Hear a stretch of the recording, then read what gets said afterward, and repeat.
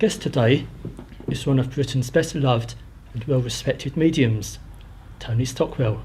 Hi Tony. Hello there. Yeah, Lovely to meet you again. Nice to see you again.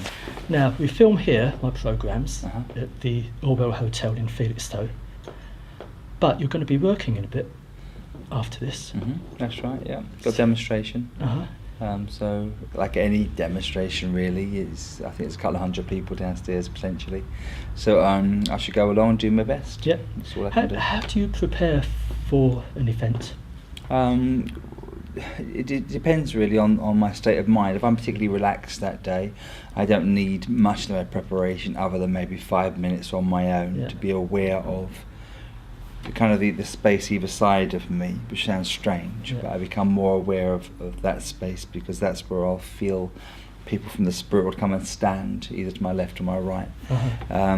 If I've had a particularly stressful day or an incredibly long journey, I might take 20 minutes to sit with my eyes closed, sometimes hum along or sing a song. I do anything that kind of gets me into me rather than having to worry about what's going on the outside. So it depends on the day. Okay. Now, most people will recognise you from the television, big theatres around the country, or your books. But you do work damned hard in between, don't you? Yeah. But I think the public don't realise you do smaller events. Yeah, lots of. I still do lots of spiritualist churches as well because I'm still very much a spiritualist, and I owe a lot to spiritualism. From my first beginnings. So I was only 16 when I first went to a spiritualist church, and they gave me so much encouragement and understanding and the philosophy behind the mediumship, and I think that's something we lack massively now. People don't want to, in the main, put in kind of the probation or the service to the churches and its foundation, which is fine because maybe people come about things in a totally different way, but for me it's still very important. So churches I still do, and I travel outside of the UK quite a lot now, so that obviously takes time up. So you work in churches, you know about life after life. So has mediumship or clairvoyance got you onto a God link? Have you looked into God at all? Yeah, for me it's fundamental, it's all the same. Yeah. So I very much believe in God. I very much believe in God, the Great Spirit. It's a big part of who I am, but it's not kind of like the God as other people see God. The Christian idea of a man looking over us, or it's not that at all. It's an energy. It is the universe. It's you. It's me. It's a power of love, and all of that might sound a bit naff to say it and a bit twee, but it's all of those things. So God is everything that is loving and good. So devotion to God is a huge part of what I'm about every day. So I'm at times quite prayerful, but again not in a religious way, and I sometimes will sing mantras or maybe do some chanting if that gets me into that space. But once you actually start to experience the power that exists around us, it's immense, and it becomes quite addictive. So it's not quite like meditation where people go into themselves and sometimes use music or visualization to get to a space where their mind can be clear. It's actually very energetic, very wonderful and very powerful. And it's to sit in the awareness of the energy that's around us that kind of helps us to focus on who we are, the greatest part of us, which is the spirit within. All of that's kind of like a bit lengthy, but it makes you feel fantastic. So do you meditate every day? No, I don't meditate as in sitting around and going through a meditation, but I do a lot of contemplation. So I could be driving the car and be aware. I could be walking the dogs and be in a different space. So I guess it's all about entering into another like consciousness. So we talk of altered states, the altered states of consciousness, but you can do that. I mean, I'm in an altered state of consciousness now just talking to you, which effectively is almost like being normal, but it's slightly removed from that because I'm experiencing a state of kind of like a elation, but in a very controlled happy way. And that's because I'm about to work, so I'm already experiencing the feelings of people from the other world gathering close to Really? me. Mind you, having said that, I'm slightly removed from normality myself. Maybe it's a nice place to be in at times. Not bad, yeah. Doesn't go down well sometimes, but let's not go there. Tony, what does mediumship mean to you? Mediumship means to me the ability to link my mind to the mind of those who have passed before us, to interpret that information and then being able to put it in a language others understand and speak my truth, so the language of mediumship in itself is far more complicated than we recognise, and yet it's also incredibly simple. But learning to interpret the subtle feelings that the spirit world come in with to begin with, and then trying to hone that so who they are, who they were, how they want to be perceived, what is their message that they wish to bring, what they actually want to say. So I do all of that in the service of those without voices, which is of course the spirit people, and those people that are effectively sleepwalking, which is the people that live in this world. And I say sleepwalking, it's like they're alive and aware, and yet they're not aware of their own truth, their own power, their own inheritance of the spirit, that they're going to move on from this world into the spirit world, that their mum still exists even though she's passed.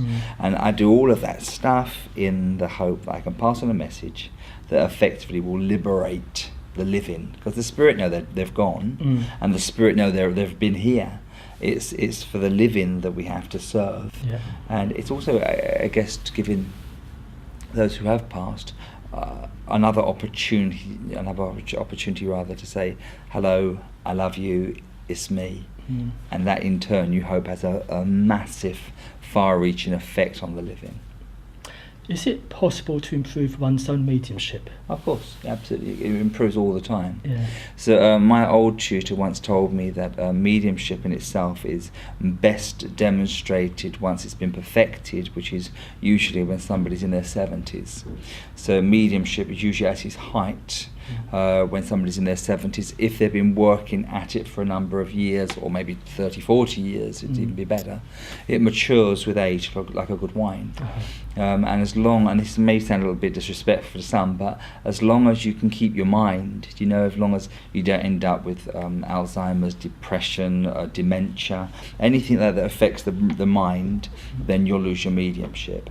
If your mind is clear, it gets better with age, and simply because we talk of this language of mediumship. If I feel a man come close to me, and he was born in Venezuela, and his wife was German, and his kids were brought up in Poland, I might struggle with those geographical references when I was 20, because I've lived a life and potentially I may have been to those countries by then. I will know those crucial pieces of information, because it was once said by a medium called Gordon Higginson, who's a very famous medium, who's now passed, that mediumship is the mirror of the mind.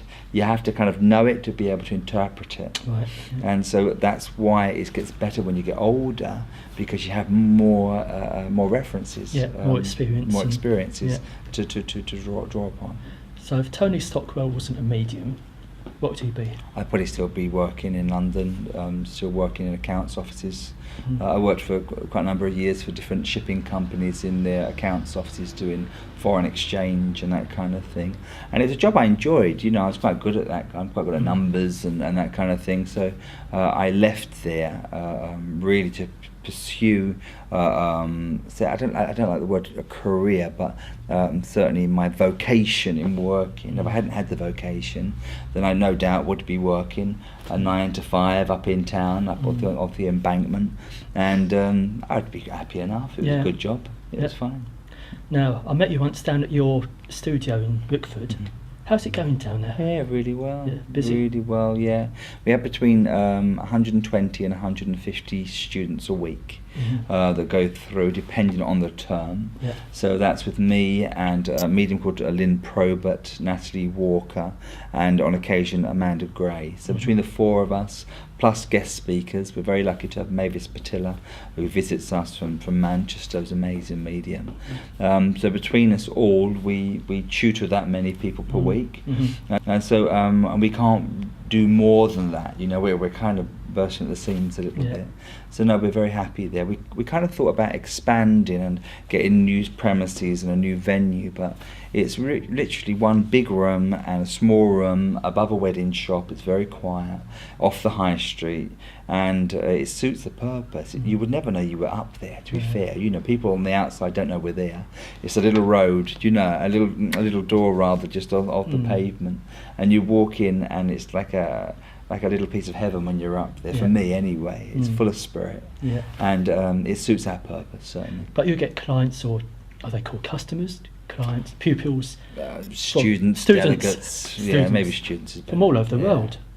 Well, this week we've had them from Dubai for readings. They've come from readings from me. So they've been from Dubai. They've come from last week someone from Brazil came in, all for one-to-ones.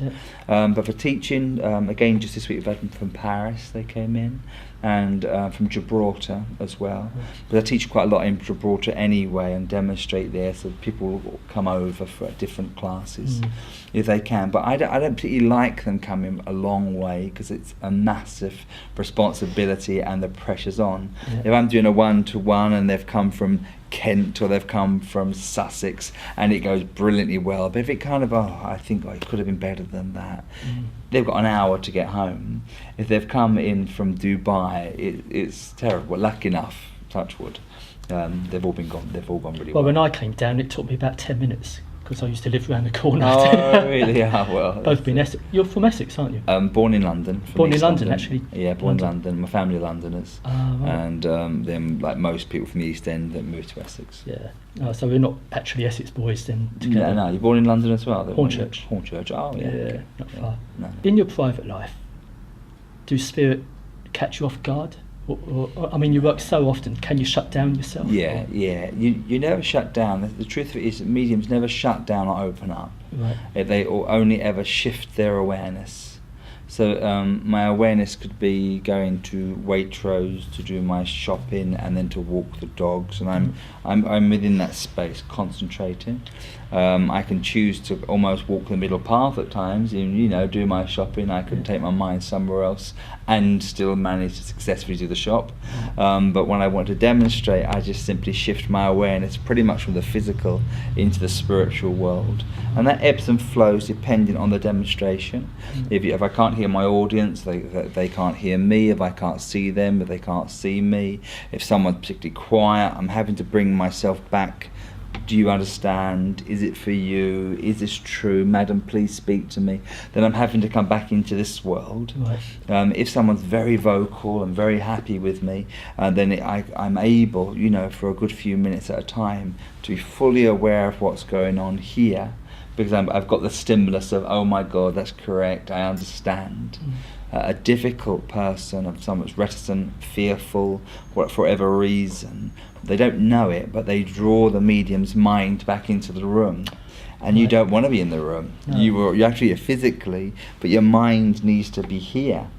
So it's trying to educate your audience really, how to respond, I suppose. So you don't, like some mediums, you don't open up using chakras and closing down? You don't? No, not at all. No, right. I was taught that way years ago, but it's never worked for me. I like things to be dead simple. I'm here, I'm talking to you, and now I'm here, and I'm talking to them, and now I'm talking to you. Yeah. And it's like almost like a valve, I suppose, of the mind. Yeah. It's a very simple thing. I think with mediumship, people try to make it far more complicated than it is. It's very easy. We have an awareness here, and we have an awareness here, and that's how I teach. All right. Well, I've taught something else tonight. Yeah. I've learned. You've learned. Well, there you go. How do you relax, Tony? Relax when I'm not working. I'm usually at home. I've recently moved, so we're decorating the house. My dad's a decorator. He's recently retired in the last few years, so he's been around most days. My sister and my dad really to decorate, so I've been enjoying that. I've got a little house in Gran Canaria, and I've been renovating that as well. So that's been trips out there and sourcing materials, which might sound quite mundane, but I quite like it. So it's really a great distraction, you know, trying to get stuff for houses. I like it. I should have been an estate agent. I like houses. I like buildings. So that's been good for me. I've got my dogs, so I'm forever with them over the field, walking them, clipping them, working with them, and then just visiting my family, visiting my niece. She's nearly 5, and so I'm taking her to ballet and you know, getting her hair cut and stuff like that. So there's always plenty of family things to do. I don't really have time for a hobby as such, because when I was working in a regular job, spirit work was my passion, my hobby, my outlet. So I've been in a very fortunate position where I'm actually you know, working within the thing that I like to do the most, you know. So it's almost like being a train spotter, and somebody says, "You actually, well, I'm going to pay you to be a train spotter. You'd be, you know, think it's the most amazing thing in the world." So I'm very lucky that I live the passion. Now I've got to ask you, when I met you last time, you were thinking about buying a horse. Yeah, it didn't happen. You didn't do that. Didn't happen, unfortunately. I was feeding horses yesterday. I went and bought some carrots for them. So where I live now, I've moved, and I'm just by a little lake, and just the other side, there's horses everywhere. So I can get over and see the horses. And part of the reason I checked my dogs with horses, and they were rubbish. Dogs don't like the horses, and the horses didn't like the dogs. And I thought, well, it's going to be another distraction, more time away. So now I'm going to have to work it between a horse and the dogs. But the idea was just to get out on the field, and we'd all be together. But they're terriers, and they just don't like it. So it didn't happen. Tony, I best let you go. You've got a job to do. Yeah, job to do, of course. Good luck. Thank you very much indeed for your time. Appreciate it. It's a pleasure having you on my show. Thank you very much indeed. Thank you. And if you'd like to know more about Tony and his work, log on to www.tonystockwell.com. Thanks, Tony. No problem at all. Thank you.